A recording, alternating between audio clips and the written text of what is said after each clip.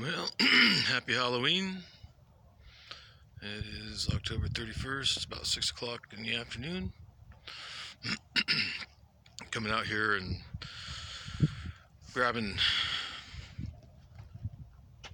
pieces and parts, the small stuff, and putting it in the boxes and getting it going. Doing a little cleanup here.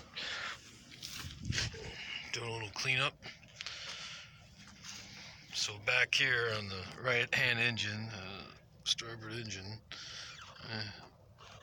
we have pretty much removed everything rear, all the accessory parts. Things left there is the oil pump, and I'm going to remove that after I clean it. After I finish cleaning everything in here, I'm going to remove that and take that with me to Oklahoma and have it looked at. So by the time I'm done, we'll have all all this buttoned up and everything looked at.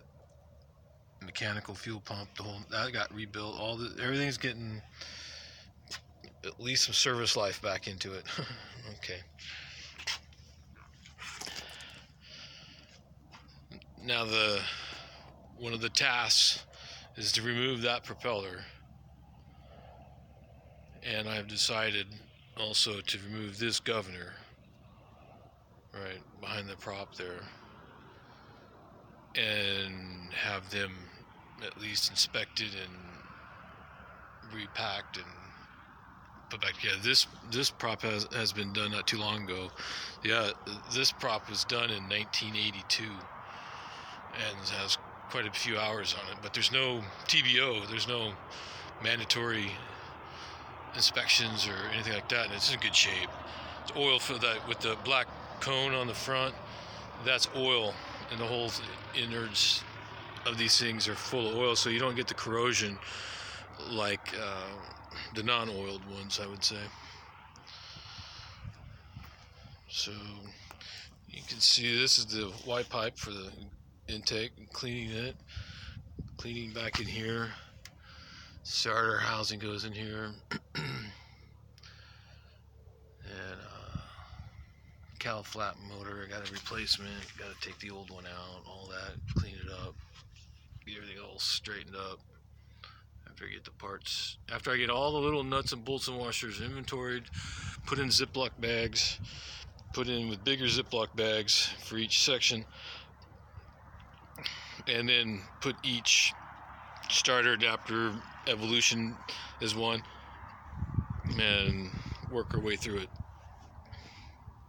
and get it all sealed up nice and tight. All new gaskets. I got all new valve cover gaskets coming. I've got all new fairing and rubber, little silicone rubber baffling material. Got all new coming. So this whole engine is going to get resealed for air. So air is actually coming through the engine and going down across the vanes of these are air-cooled cylinder heads. So there's no radiator, there's no water. It's air-cooled, and it passing the air. So air comes through the front and goes over and down and out the bottom through a cowl flap right along the exhaust, and so it all just flows through. And the tighter you get your baffling and everything more and sealed up, the better you are at cooling your cylinder heads on hot, humid days.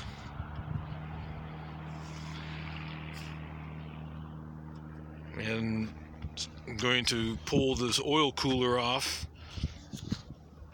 and get all new nuts and bolts and washers.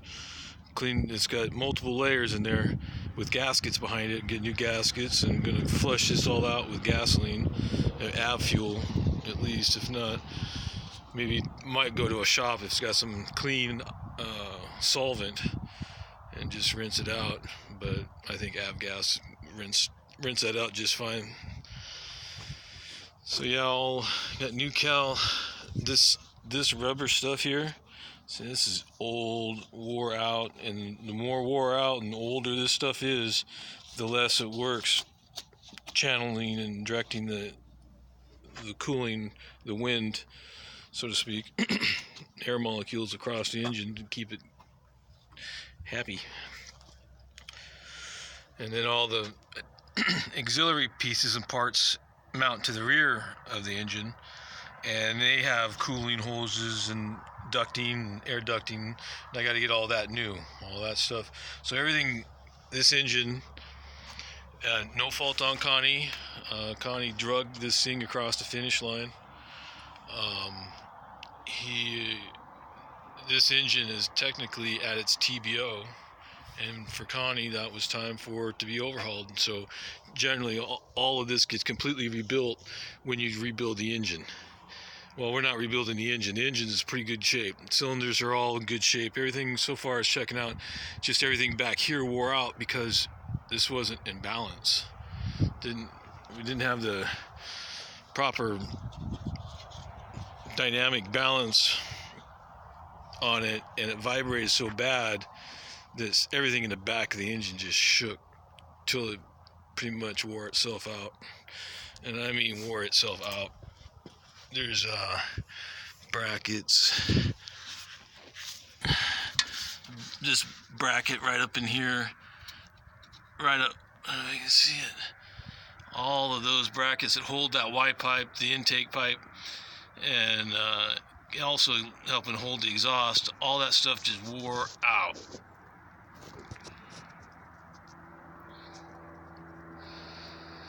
So seeing what can be repaired, seeing what can be replaced, seeing what has to be manufactured from new, because some of this stuff isn't supported anymore.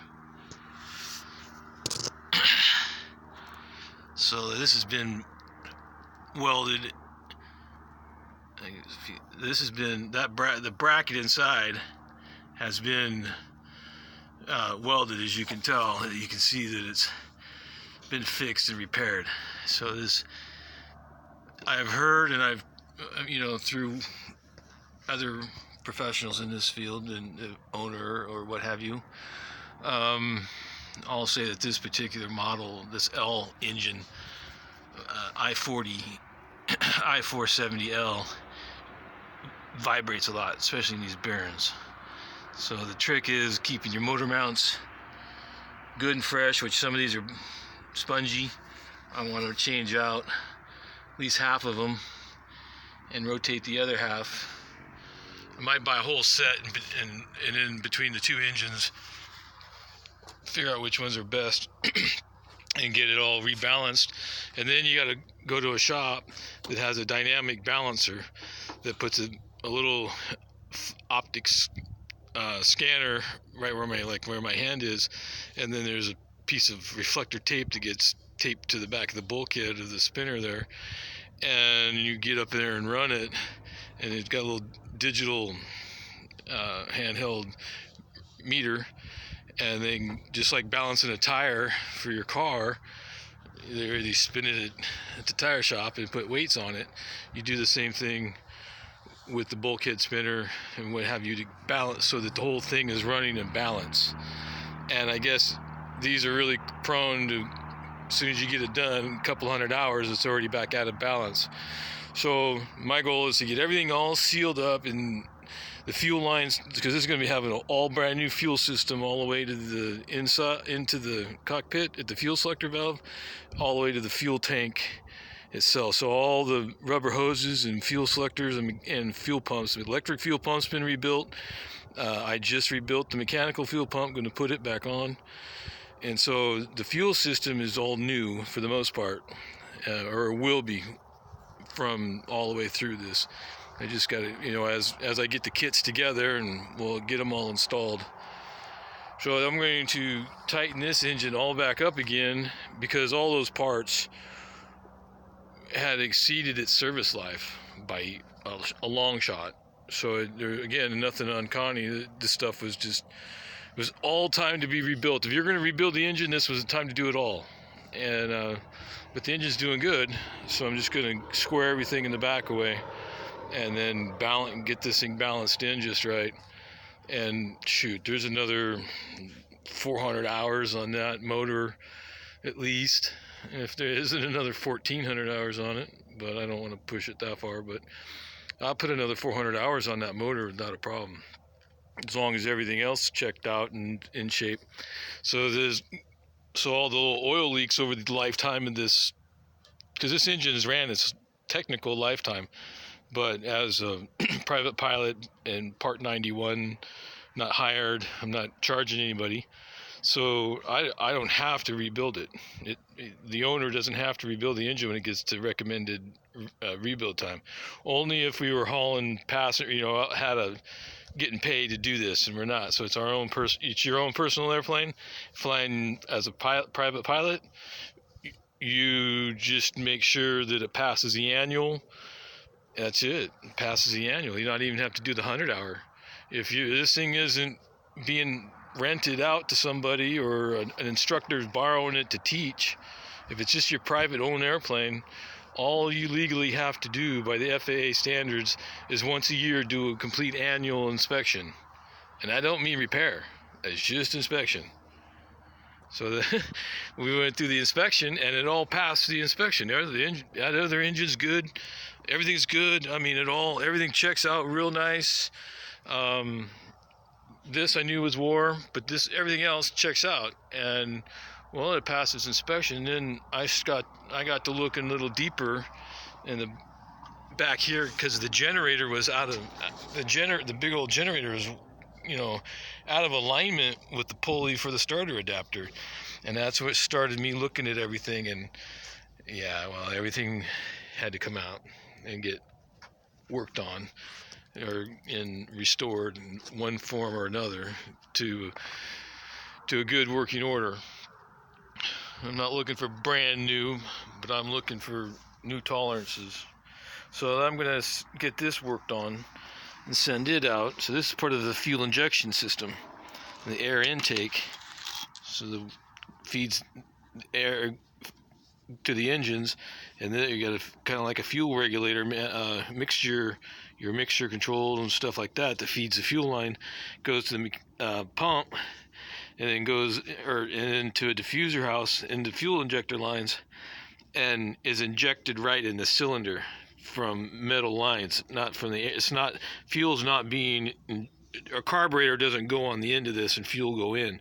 Fuel goes out the line and gets divided out to each cylinder, and all this just figures out how much and how rich, how many gallons an hour, the engine shut off, and that kind of stuff. And this thing has been vibrated to death. I mean, this was on the rear. This is probably the furthest rear piece of the engine, and you can see these mounting brackets, where those brackets I went up and grabbed a hold of, those metal ones that have been repaired.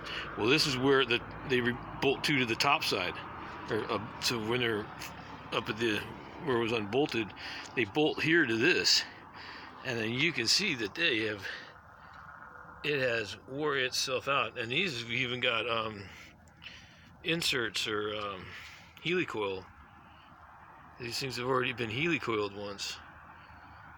So I'm not sure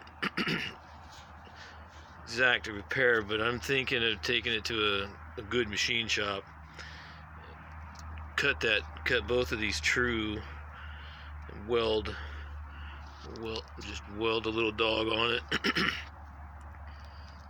drill it and tap it. I don't know, we'll see.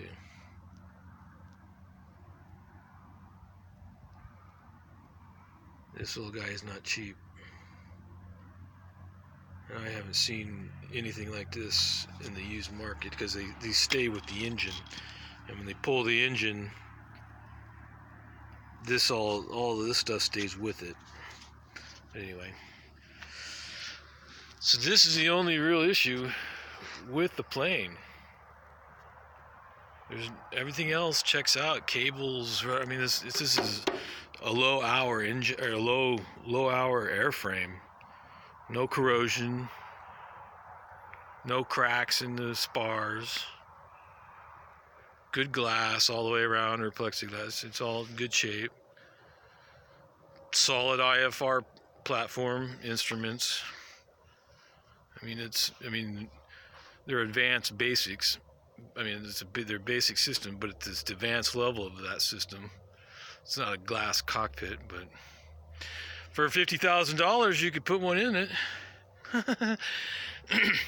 See, it's hard to justify that. It cost 50. It cost the last guy before me, the guy that got maintenance by Al.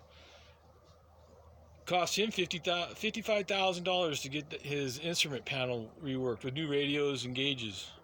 It had nothing to do with fixing the plane to make it fly right.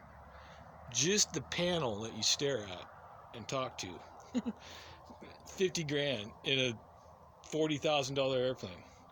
And you know, that's what I'm saying. I got this at a good price, but I can't. I mean, 50 grand is more than I paid for it. So the instrument panel system I like. I've always wanted an airplane that had that advanced system, but that's advanced system in the 90s. Advanced systems in 2020 are, you know, iPads and glass cockpits, everything digital, which I somehow don't trust. Something just gives me a bad vibe of everything all being digital. Wi-Fi, Bluetooth, and GPS bouncing signals. Anyway, it's a happy Halloween rundown on Red Baron. So that's where that piece that I've got in my room that I'm working on, that's where this goes. And it's a piece of molded plastic that sheets up into this, and over the years the sun has just kind of ate that thing away around the edges, and well, it's gonna be better than when it was new, when we're done with it. But yeah, it's just a solid airplane. No rattles, no wiggles, no clanking. And so when you go to flight school and you're on the flight line, all these pieces rattle when you move them up. When you move them up and down, they just. So, like I'm saying, it's for the most part, 80% of this airplane is in newish condition, so to speak. It's got its age. I mean, 1964, but there's nothing wrong with it. No corrosion. And basically that's the thing that kills these things. It's corrosion. Because you can always fix a door. You can always put new door seals in. You can always put new cargo latches on. You can even bang out new cowling for it. And there's parts galore out there in eBay and other places compared to exotic or airplanes that are, you know, only made a few of. So I mean, they made this from 1960, I believe, to 1982, and the same exact model. And they still make pretty much the same exact model. This is a 55, but they're still making the version is just a little bigger, and mainly it's got bigger engines and just a hair longer, but it's the same. Rest of the plane is the same, and that's a 58 model, and they're still making those new. I went and toured the factory in Wichita coming out here last year, and they make the Bonanza and they make the Baron still in Wichita, Kansas. So now I have one of each. Now the older Bonanza is it's a 53, and they don't want to support that like they do the rest of it, but this stuff is all in the system. These IO 470s are in parts, and so it's just a matter of attention to detail and finding, you know, being patient, getting everything squared away and organized, and systematically go about it. Yeah, it's a little bit more than just lifting the hood up on Saturday afternoon and do some tinkering to do it right and be safe. Anyway, that's a 20-minute ramble, and so appreciate it, and I really enjoyed doing this work. It's been very rewarding to learn all the different nuances of how they built the airplane, why they built the airplane, And then you own the airplane. What do you do as the owner? You do as, you know, when you work with the mechanic, when you work with your insurance agent, I mean, the banker, if you finance it. I own it outright, so I don't have a banker to deal with, but I still have to pay the bills to get it fixed. So it's I can't see how somebody could own an airplane that had a full-time career being a doctor or being the Maytag repairman that works all day. It has to be at work in order to make money. If they're not there, they're not getting paid, kind of thing. And have control and operate a plane like this, because it takes a lot to stay on top of it year after year. I mean, this passed all that work I'm doing passed the inspection. That work all passed, everything on that whole plane passed the annual inspection, and they do this year after year. And no blame on anybody because they had to take things apart in order to find it, which isn't normally what you do on an annual. It's a visual inspection, basically, without tearing everything apart and putting it back together every year, because that's worse.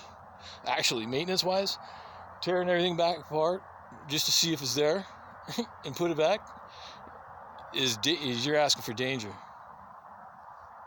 Once you get it running and hummed in and it's all working, don't mess with it. So I knew this was at the end of its time, and some of these things were wore out, and the generator led me into other things. Well, that's not something normally you find. If the starter or the alternator the generator would have passed the inspection, then I wouldn't have gone any further and not found the broken pieces and parts and what have you. So having a mechanic eye helps, I guess you say. All right, that's enough rambling. It's a lot of data to upload and download. Appreciate you guys hanging around. Bye.